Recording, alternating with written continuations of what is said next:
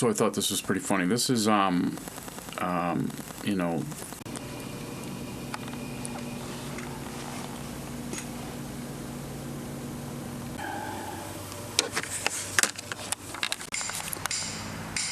bang, bang, bang. I was just, that was a pile of stuff that I'm going to transfer at some point, just a little project pile.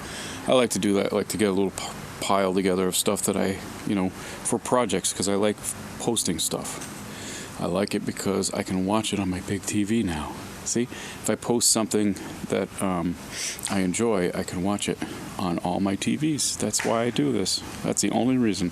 No, but there was a situation, a change in the YouTube policy.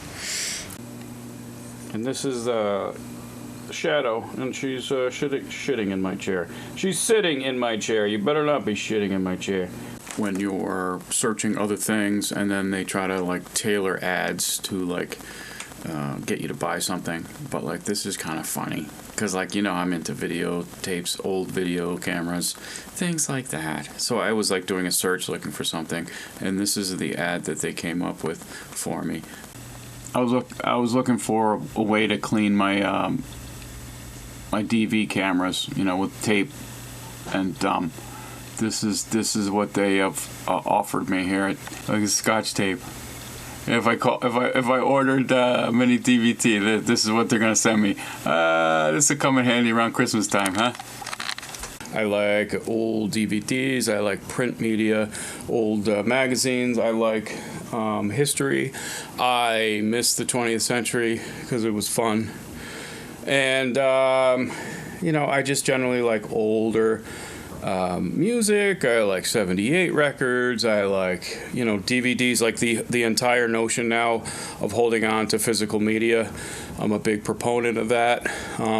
Movies on Blu-ray and DVD and VHS, things like that. Okay, so this is my channel. What if, and I've had this channel since 2009, or we used to call it 2009. It was like very wordy. I was like, why can't we just say 2009? It's a lot easier. People are like, nah, let's go with 2009. So they went with that throughout the years. First it was like Y2K, so they're like the year 2000, which is very wordy. Then as they went, it was like 2001, 2002. Dude, change it. 2002, 2003, 2004, let's do it that way. But no, nobody listened to me until it was 2010. And they're like, okay, let's do it 2010 style. Anyway, but it could be satire, because satire does not have to be funny. So you could just say it's satire, and satire is like a fun place to be, because it's like, hey, I didn't mean to do that. I'm just satire. You know, I don't know. I'm just like, I'm sorry I'm offensive, but it was just satire. You know, like, I'm sorry it wasn't funny, it's just satire. I'm just like, you know, I'm spoofing something that you don't know. But anyway, if I had a channel that focused primarily on, let's say, I don't know, let's just pick a piece of a media. Let's just pick mini DVs. All right, so I have some videos on the mini DV, like I have some mini DV videos that I've posted. So the mini DV, and then I talk about the mini DV camera. So what if all of a sudden YouTube says you have to take all the mini DV videos off your channel? I'd be like, okay. Having food in the freezer is always good, and if you can catch it yourself, catch it. Do you catch deer? I guess you catch them and then kill them. I don't know. Maybe you spot them. Is that catching them? Hey, I caught a deer. No, you don't say that, do you? You say you caught a rabbit. But you don't say I caught a deer, unless you caught it with your car. And my father caught a lot of deer with his car. He used to, you know, joke with my uncle, who is a hunter, or was a hunter. He says, you know, I've caught more deer with my car than you have, you know, hunting. You know, and caught is not really the right word. Again, it's like, not caught. Like, you catch a fly, you know, you're like, you catch a fly. You don't really catch a deer, because if you tried to do that with a deer, it would not go well for you. Okay, like, you can't give the deer birth control now because, like, I don't know, maybe people will find that offensive. Birth control for deer? Like, what if they gave birth control to, like, birds at the airport, so that they would, instead of trying to shoot them and kill them, just give them birth control so that the population suddenly, that would be bad. Would that be bad or would that be better than shooting them? I don't know. See, that's the quandary that you get into when you think about hunting. When someone who is not a hunter thinks about hunting, there are a lot of things I think about, like, for instance, feeding your family. That's important, and that's a good thing, and I support that. Do I eat hamburgers? I had hamburgers last night. I love hamburgers. I'm sorry. I put cheese on it too, which is dairy, so, maybe I'm going to go to hell twice or something. I don't know. But, so I can't fault people for eating meat when I eat meat, right? And I can't fault people for, like, catching their own deer. Again, with the catching deer. That's how I would put it. Like, if I went hunting with someone for the first time, I'd be like, so, we're going to catch some deer today? They'd be like, no, you're not. Go back to the car. I'd be like, okay. I didn't want to do it anyway. I don't have the heart to kill deer. I don't know. It just seems like, I don't know. I shot a bird. Okay, so, like, I was about 13, and I borrowed my friend's pump-action Crossman BB gun. It's like the Red Ryder type of story, but it was 1983. So I grabbed that. It was like, you had to pump it, and then it was little BBs, and it was a Crossman. And so, like, I shot a bird out of the tree. Pretty good, huh? Boom. I cried like a baby. I was about 14. I cried like a baby when I shot the bird. That's the last animal that I intentionally killed. When I hit roadkill, I get very upset. When I hit, well, it's not roadkill until you kill it, is it? No. But when I hit an animal driving, I get really upset. The squirrel, I love the squirrel dance. This is one of my favorite things about roadkill. Well, not the favorite thing about roadkill. That's not really a good thing to say. One of my favorite things about a situation on the road with an animal, the favorable outcome is the animal, getting to the other side. But one of my favorite things is the dance that a squirrel does, like trying to, like, well, should I go that way? I don't know. No, I'm going to go back. Nope, no, okay, let's go this way. Oh, boom! You just have to, like, sort of walk in between or drive in between the dance moves, the dance steps of the squirrels, so you can avoid hitting them. But when I hit a squirrel, it bothers me, okay? Because it's like crunch. I'm like, that's his skull. That's fucking nasty. But also, like, poor squirrel. He's going to go home, like, maybe he was collecting food for his babies, and then, or she, and the babies aren't going to have food. I don't know. That's what you think. Because you get, you have too much empathy sometimes. You have to, like, shut the empathy off, which is terrible. But sometimes you do. You have to be like, I don't care. So to be a YouTube creator, content creator with one of those plaques, I'm gonna make one of those plaques. Fuck them.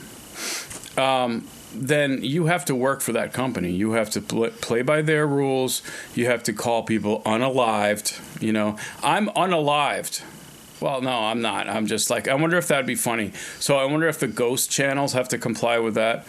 So, like, if they're trying to contact the ghost, like, I'm unalived. Do they have to say that? Otherwise, the video gets demonetized. The ghost is not dead. You can't say that the ghost died. The ghost is unalived. It's not a ghost because we can't believe in ghosts now. So anyway, let's just go this way, please. It's like a fucking wall full of dildos. I'm like, Spencer, really?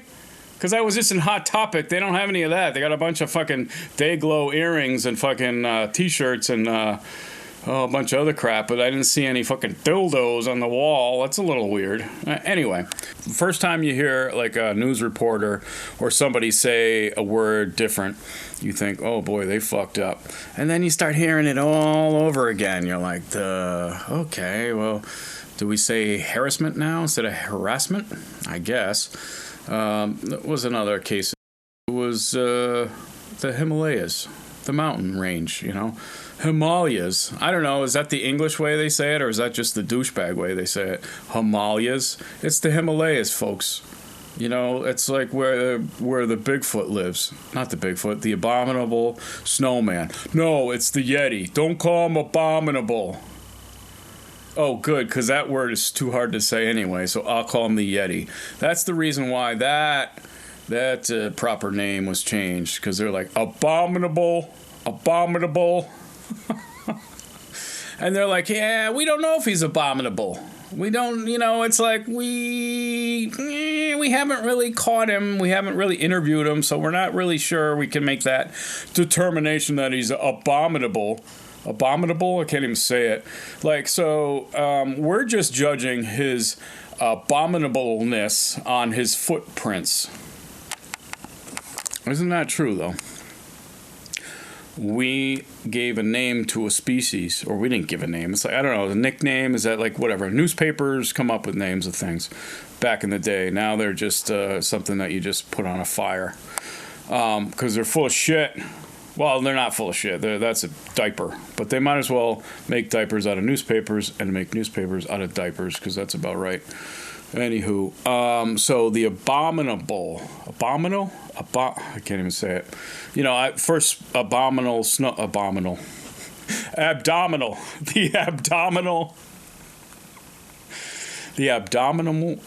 abdominal snowman. Okay, he was like a snowman, but he had like a big stomach. He was like a beer gut, and he's like, I'm gonna get you, but first I'm gonna sit down. Abominable snowman. I might be saying that wrong. But anyway, we gave him that name, or somebody gave him that name, based solely on the footprints left in the snow. Right? So all of a sudden, we're like, we could base this name on the characteristics of the footprints. Like people, I'm going to run for president. I'm going to climb Mount Everest. I'm going to fucking jump off, the Empire State Building, with a parachute. Of course, but I'm going to tell everyone that there's no parachute, and then at the last minute, I'm going to hit the parachute and just tell everyone that, I don't know. Now, I like to look different ways. Like, I like to look this way, and then I like to look that way. But, like, I don't like to really, what you look like is only, like, skin deep. And some people's skin is not very deep. So it's a real problem. Those are the shallow people, and you can't really be shallow in this world because you need to have depth, and that's what everyone talks about, is people having depth, and it seems like pop culture lately, and even pop culture back in the day, was a little bit, obviously superficial, and, it had the longevity of a paper plate, it was like just like the Beatles. That's why the people were like, the Beatles, how long are you going to last? Oh, we're lucky if we last a day. That's a bad accent, but anyway, you get it. That was like, it was just disposable. Pop culture was supposed to be disposable. And remarkably enough, some of the pop culture became durable and became like, hey, this is actually pretty good, And then they were like, well, we can't have pop disposable culture be good. We need to just move on and get that shit out so we could bring in new shit, because the old shit doesn't make us as much money as the new shit. So put that shit aside, folks.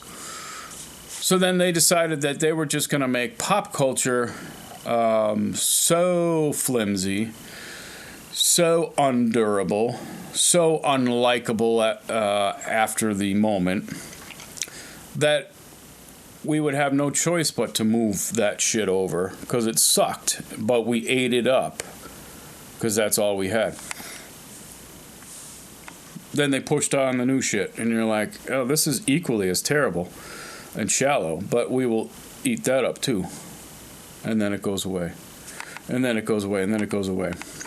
Here's the thing, like, do you know that between decades, let's say that the difference between 1940, all right, I don't know if you know history, 1940, okay, my father was born in 39, 1940, and then you change from 1940 to 1950 and think about sort of like the changes that happened there.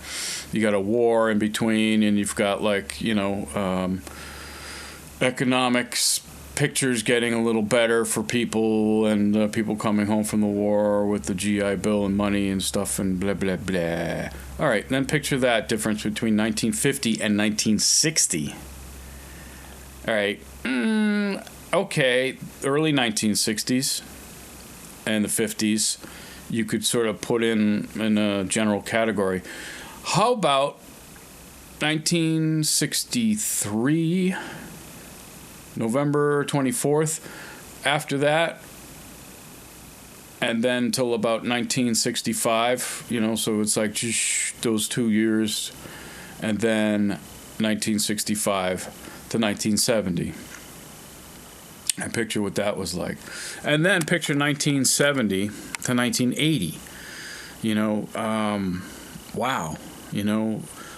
1980 comes and it's like all futuristic, computerized in the future, and this sort of look to the year 2000. Everybody was like the 1980. I remember our vacuum cleaner from Sears. It was Decade 80. It was Decade 80. That was the vacuum cleaner. It said it on there with those like this font, the sort of like old computerized looking 80s font. But we're always forward looking, and we're always looking towards the future, that perhaps maybe people would be better off in the future, that we'd have like the convenience of being able to do less and less with our lives, and that maybe more and more people would be fed and housed and clothed and sheltered and blah blah blah, and just be a better society. And then, like, that's gone. That's gone. Like, if you look at the films, let's look at films on YouTube of something that happened in 2010. Let's say a street scene in 2010. And then a street scene in 2024. Okay? And then, like, I don't know, take away the phones and the cars and some of the dress. It's basically the same. And that's a long stretch right there. That's a long stretch of the same bullshit and the same, like, not looking forward to the future. We haven't really done that since the last century. This sort of idea that, we're going into a new century. Yay, that's going to be different. We're going to do things differently. And we didn't. We did everything the same or worse. So that idea and that sort of something to look forward to. Like, I was talking to my daughter about that. She's like, sometimes I get bored, but I like to have something to look forward to. Yeah, as a kid does. We look forward to this. Even as an adult, I look forward to, like, maybe in September I got to look forward to things. That's a great thing. We don't look forward to things now I don't think, as a world or as a culture or anything else. Like, New Year's Eve used to be a time of reflection. Not only on the past, but like hopefulness for the future. What are your New Year's resolutions? Iced coffee is really good. I like iced coffee. Even the ice cubes are humanely raised. Is that a thing? Is that offensive? I don't know. Because the coffee is humanely... I don't know if it is. I don't know. That everything we do, it's like this aluminum that makes up of this thing that might be, aluminum. It might be aluminium. It might be something that they took out of a mine, not mine, but like somebody's mine. What if you have a mine? What if you're like a coal mine, right? So you're a coal mine operator. All right, this must have happened. All right, say like it's in the 1800s and you're like, harump, I'm a coal mine operator. Where's my hat? Where's my hat? Yes, I'm a coal mine operator. Yeah, I'm a small, independent coal mine operator. So you're a coal mine operator in the 1800s, right? And you're like, you meet up with a surveyor. You're like by the property, and like there's a surveyor, and he's like, and you're like, excuse me, what? Surveyor? And the surveyor's like, whose mine is that? And then that's when the guy could speak up, and he could be like, I've been waiting to use this joke for 14 years. That's mine. He wanted to say, that's mine, but he was forced to say, that's my mine. Which doesn't work as well as mine. So Anyhow, that joke, that's one of the examples of an unlikely comedian whose joke falls flat. It does happen, a lot, especially with me. Especially when your audience is you. That's the thing. It's like I'm a sit-home, stay-at-home comedian. That means that my audience is me. And I could be fickle sometimes. More than fickle. I mean, it could be downright hostile. Like I've heckled myself before. It's awful, especially when you're trying to think of comebacks. You're like, yeah, fuck you. Yeah, that's all you could say, really.